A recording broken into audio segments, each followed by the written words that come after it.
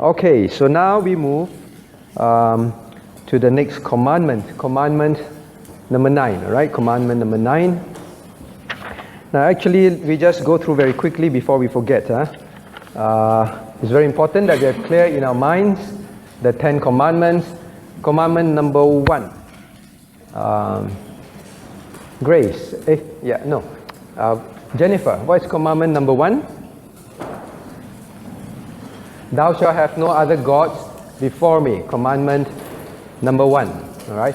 In fact, when you go through the 10 commandments, you think about it carefully. It'll be interesting how God summarizes the 10 commandments. So commandment number 1, thou shalt have no other gods before him. All right. Now, what's commandment number 2? Yan Wei, commandment number 2. Say again.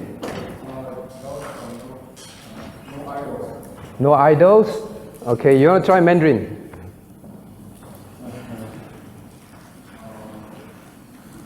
There are 2 parts.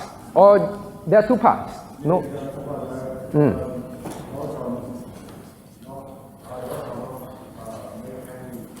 Good. Don't make any graven images. Not bow and?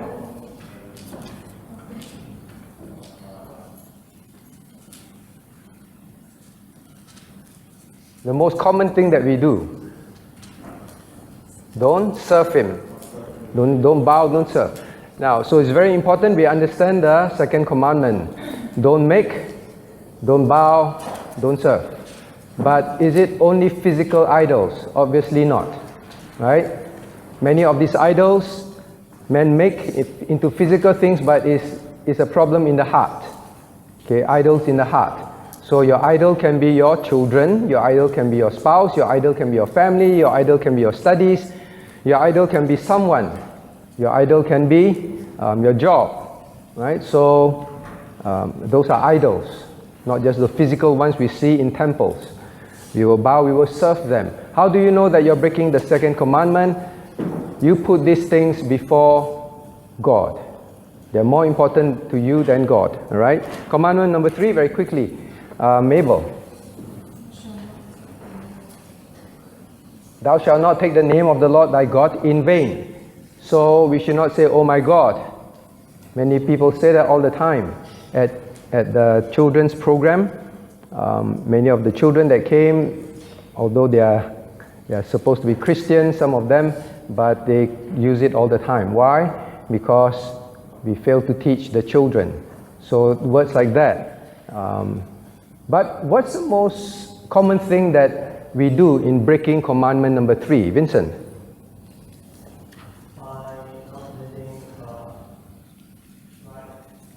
By not living a right life. How does not living a right life break commandment number 3? Very good. We take the name of Christ upon our names, right? We are Christians. We are Christians. When the Christians do not live holy and godly life, we take the name of God in vain. Even parents always say that. Please remember, we are the Lu family. Do you tell your children, Alex? We are the Lu family. Don't put our name to shame. So we belong to Christ. We are the Christian family. Don't put Christ's name to shame by our living. So it's not just using those words alone. Number 4, quickly. Number 4. What's commandment number 4, Susan? Say again. Remember the Sabbath. You missed a very important word. Remember the Sabbath day to keep it holy. All right. Most Christians say, remember the Sabbath morning. That's about it. Remember the Sabbath day. It is the day that the Lord set apart, the entire day, to worship, serve the Lord. Number 5. Keziah, number 5. Honor thy father and thy mother. All right, we've been studying that, so we'll continue today also. Number 6. Adrian. Thou shalt not kill. Anyone kill anyone here before? Have you committed sin against commandment number 6? We have. How? How, Angeline? How? When you hate someone, Christ defined murder as hatred in the heart. If until today you have not forgiven someone, you still hate the person, then God says you are constantly breaking commandment number 6 all the time. That's why God says, now you want to come and pray to me, you go and solve these things with your brother first. So Christians can be committing murder all the time. Unforgiving spirit in the heart, still holding on to those things. Number 7. 7, Hannah. Thou shalt not commit adultery. Anna, all right? Is committing adultery just a physical act? Is it only when you commit the physical act? Yes, and Anna, yes. When you lust in your heart, right? It begins in the heart. So be careful of what you see, what you think about. No one knows that you're committing this, okay? No one knows. But God sees your heart. God knows. So be very careful. Number 6, number 7. Number 8. Natalie, number 8. Thou shalt not steal. Okay, we learned what is stealing. As do Christians steal? We also steal all the time. It's not just about physical shoplifting. Example of stealing, Ignatius. The Christians do all the time. Steal time away from God. Okay, yes. Steal time from company, right? You don't do a proper job. You are shortchanging the company. You're stealing from the company. Taxes, not filling honestly. Doing business dishonestly. So all these are stealing. And the worst thing is we steal from Ignatius. Steal from Ignatius. The worst thing is when we steal from, not that the worst are, but we commonly also steal from government. We said, which is the most important government? Okay. Why God? How do we steal from God? Offerings, tithe and offerings. The Lord says, you steal from me. So be very careful of that. Now we come to number 9. Okay, number 9. Let's read together. BBK Books, page 46. Reading together. Thou shalt not bear false witness against thy neighbor. Very good. Thou shalt not bear false witness. Now, in the BBK book, let's see, honesty is the best policy. So the old saying goes, and we know that even the world understands that. Now, our speech should be yea and yea, nay, nay. Means what you say is, when you say yes, it is yes. When you say no, it is no. All right, don't be double-tongued. Now, anything more than this is evil. Let us be clear in our conscience when we come to our communication. Now, what are examples of lying? Bear false witness. Bearing false witness is lying. Okay, lying in the sight of God, lying against thy neighbor. Now, so young person, do you lie? Did you do your homework? Yes, but you weren't doing your homework. In the room, you're playing with your computer games. All right, faced away from parents, you're chatting with your friends. You tell your parents, I'm doing my homework. All right. Now, those are open and obvious lies. But what do you think is a very common sin in Christians also when it comes to breaking this? You say, no, I do not tell lies. When I speak honestly to everyone, but there is a common misunderstanding about lying. What do you think it is? We covered it a lot in our family camp last year. Very good. White lies. All right. White lies, red lies. What are white lies? White lies are when Christians think it's okay because if I tell this lie, I will protect someone. I will protect someone. After all, the end result is the most important thing. So should you do that? Well, God makes it very clear. Just do not lie. White lies are also lies. It does not matter. Now, I ask you, if someone is in trouble, or maybe put it the other way, you want to serve God, okay? But in order to serve God, you need to lie. I'll give you an example. When I came to Perth, and I had to apply for my permanent residency, right? PR. And for me to get PR here is extremely difficult because I was then 50 years old. So there is a 50, very difficult. And on top of that, I was not out of my cancer period of 5 years, although it's cured. But to them, they say, wow, with this is very difficult. Now, and some say, well, never mind, just change, just don't have to be so honest. Just say something else. And feel it this way, submit it this way. We need a pastor. We need you to stay. Ignatius, what should I do? If you were me, what should you do? Do the right thing. But then after that, you cannot serve God. No, you probably have to go home. Then serve in Singapore, lor. But the church here has no pastor. Singapore, a lot of pastors.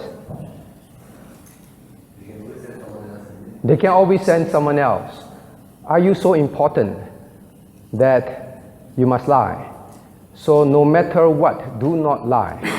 Even if you think the outcome is so important to God's work. You think God cannot overcome the difficulties? Who created this universe? Him. How did He create this universe? He just spoke and things came into existence. So the Christian must never ever lie. God will not bless if you lie.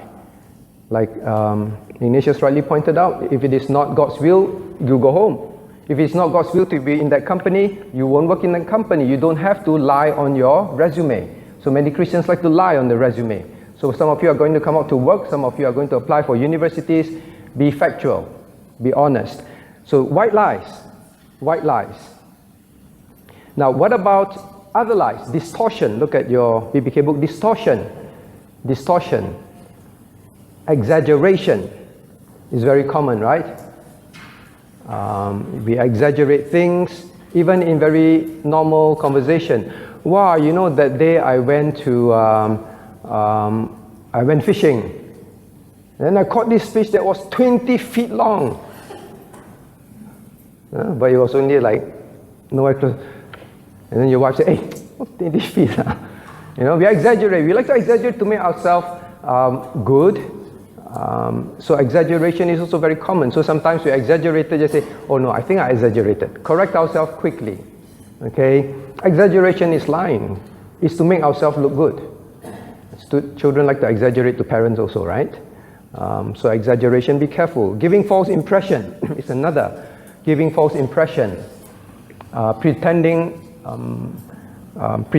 to be something, but it is not the true situation. Now all these things are lying, so the Christian must really examine our lives. We do not outrightly lie very often, but I think these are so common in our lives. So common in our lives. Actually, like we studied at the family camp. Who remember what is red lie? Was it red? I think it was red. It was a new definition. So there's white lie. White lie, well, it doesn't harm anyone. Even if it doesn't harm anyone, sin is against God, right? So say, yeah, I exaggerate 20 feet fish. Who does it harm? It is still a lie. Grey lie. Grey lie is it does someone good. It does someone good. Young ones, your younger sister get in trouble. Mommy is going to cane them. So I shall lie. It's a grey lie. I protect my young one. Should not, right? Should not. So grey lie is, well, by and large people say grey lie if it helps someone. If it helps someone. If it helps God especially. Red lie. What is red lie? Who remembers? Ben Khan. Do you remember what's red lie? I think it was red. Very good. Red lies. So people now have a new definition. Red lie, you remember this definition, don't bear false witness against your neighbor. Against your neighbor. You tell lies to character assassinate someone. Phoebe, if you break something at home, then mommy comes into the room, daddy comes into the room. Who did that?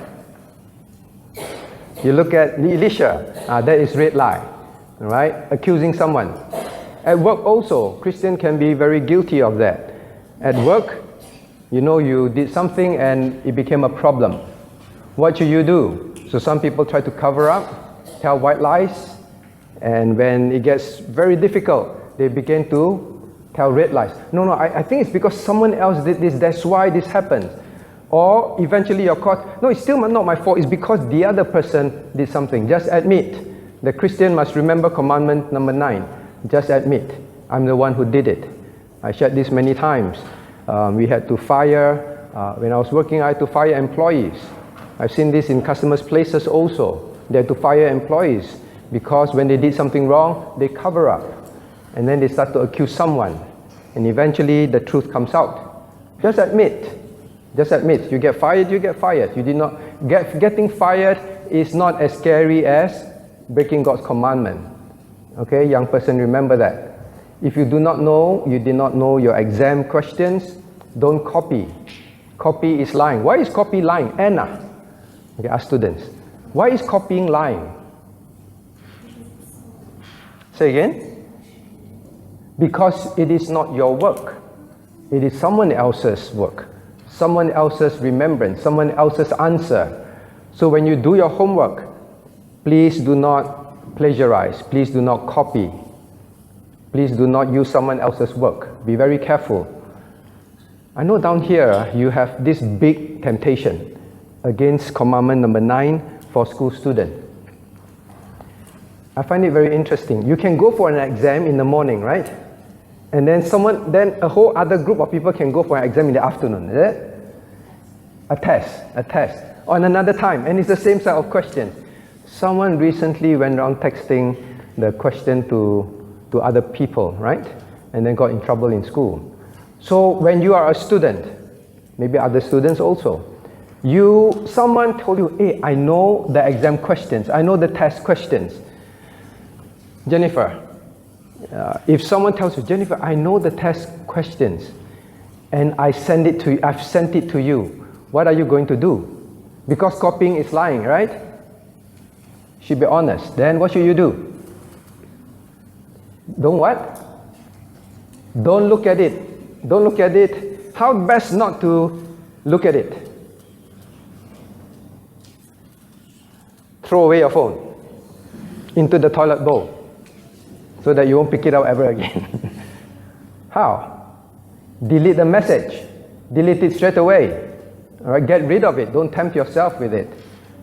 Now I want to say a testimony because it happened recently, as I understand it. That is what happened in one of the situation in one of our worshipper. The friends somehow got hold of the questions, and then they group up, and then they say, now this is how we're going to cheat in the exams. And this student, remember that this is lying, this is dishonesty, this is stealing.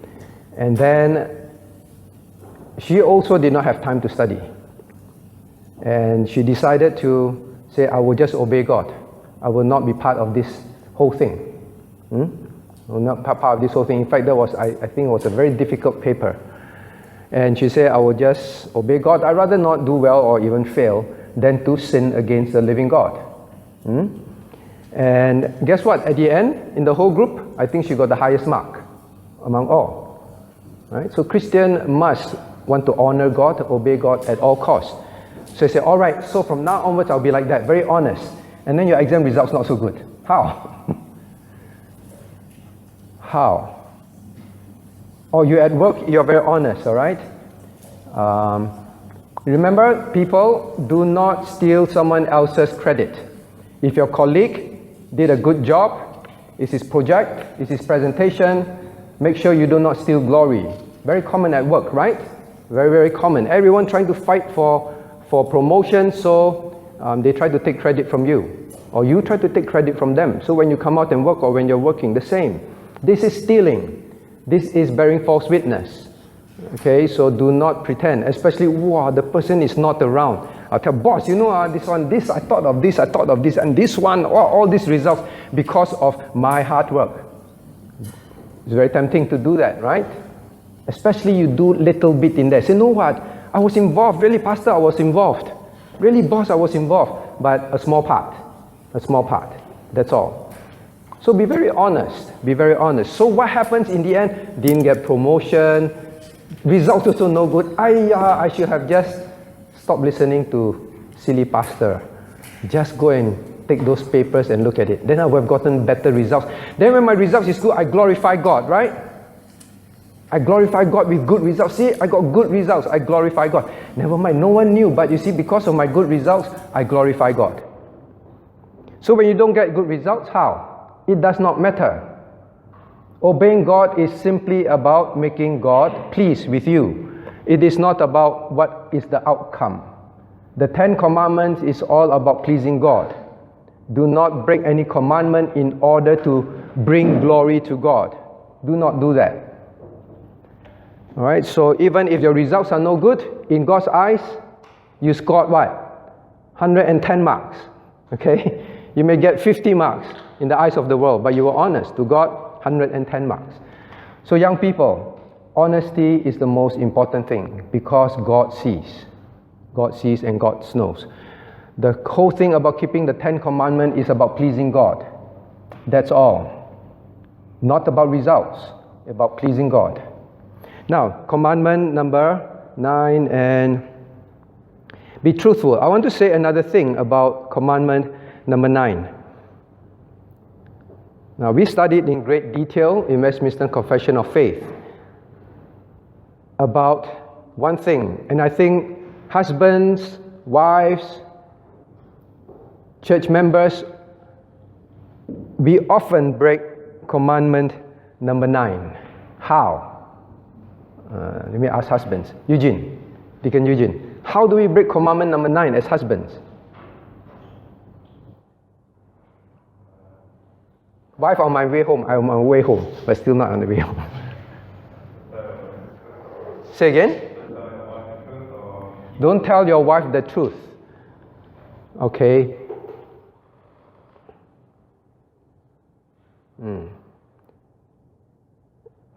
How does a husband break, or how does a husband break this commandment? How does a wife break? Yan Wei, how do husbands often break this commandment, and wives too? To each other. See, big hint, right? To each other.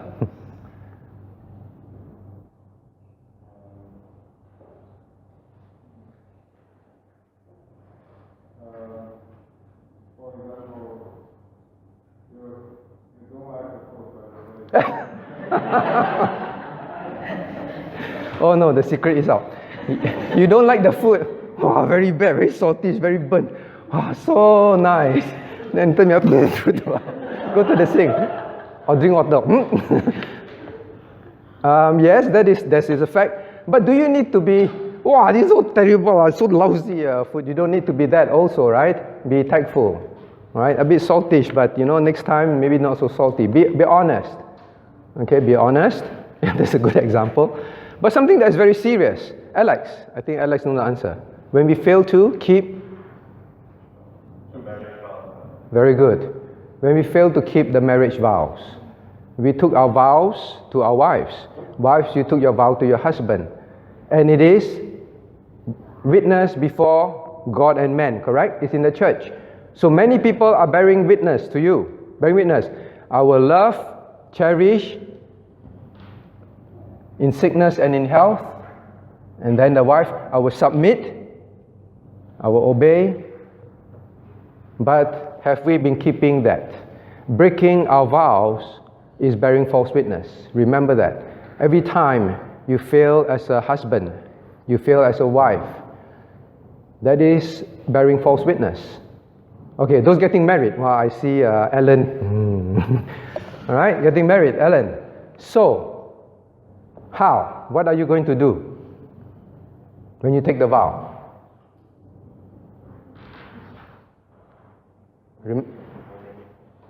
With all intention to obey. Okay? Those who are married, go back and evaluate our lives. Have we not been keeping our vows? Have we? If not, we need to repent, because every day that we do not keep our vows as husband, every day we do not keep our vows as wives, of what the marriage should be, every day we are bearing false witness. Those who intend to get married, when you take your vows, take it with a full intention to keep it fully. Okay?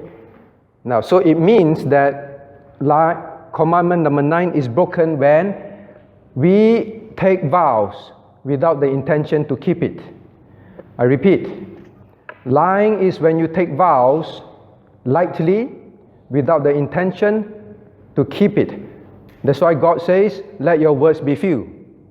God is in heaven, we are on earth. Every time we take a vow, and this vow, marriage vow, is before God, before the congregation, you better know what you're vowing, right?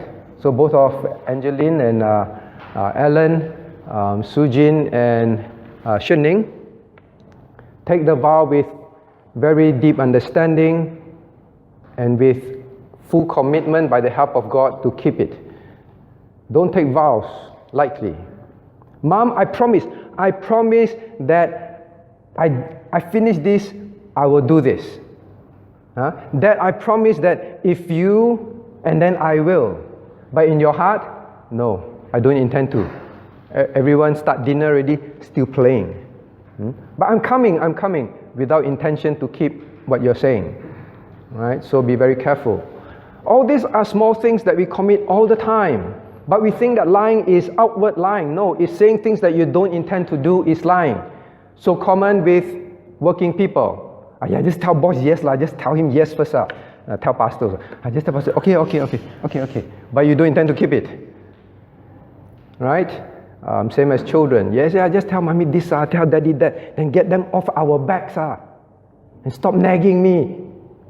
That is lying. Right? That is lying. So say what you mean what you say. That is your nay, be nay, your yea, be yea. Okay? Now what about church? In church, Ichung, how do we break commandment number 9 in church? When we don't fulfill our baptism vows and membership vows. Very good. There's baptism vows, right? You made baptism vows. What are some of your baptism vows? That I will, by God's help, as much as possible, as long as there's no reason why I should not be in church, to study God's word, to serve among His people, and to participate actively in church, to contribute to God's kingdom, correct?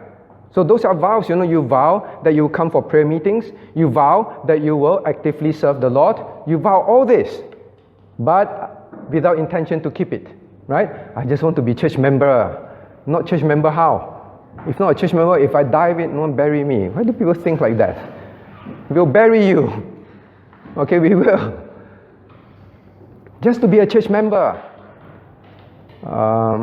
So when you take vows, be very serious. You go back and re-look at, anyone who wants your baptism vow, your marriage vow, your membership vow, just write to me, I'll send to you. Re-look at it. And then ask myself, God, oh no, God, I've been lying all this while. I did not keep my vows. Breaking commandment number 9 all the time. How else? Alright, and one of the vows is to obey the church leadership. The church leaders make decisions. Sometimes you may not fully understand why, but there are many background reasons. But if it doesn't suit you, you get angry. I don't want to obey the church. How else can you disobey? How else can you be constantly breaking this vow as a church member? Adrian, how else? Or even as a church leader especially. How do church leaders break this commandment?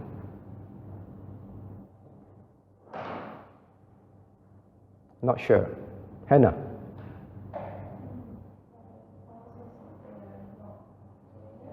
Say something but don't mean it, don't intend to do it. Example how? Alex?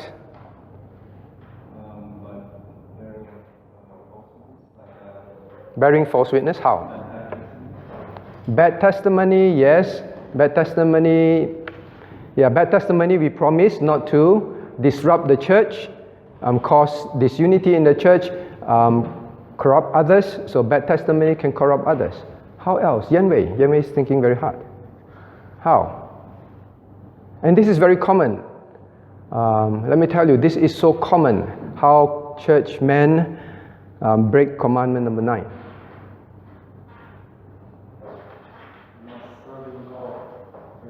Not serving God faithfully, definitely yes. Okay, ask deacons. How can a deacon entering deacon office, elder entering elder office, pastor entering pastoral office commit this sin?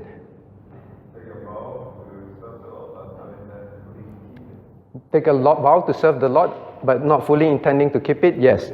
But now one of the things that we've been studying in Ephesians is what? Church unity, correct? Okay, so now you get the idea. Ignatius, how? You recently became associate member. So how?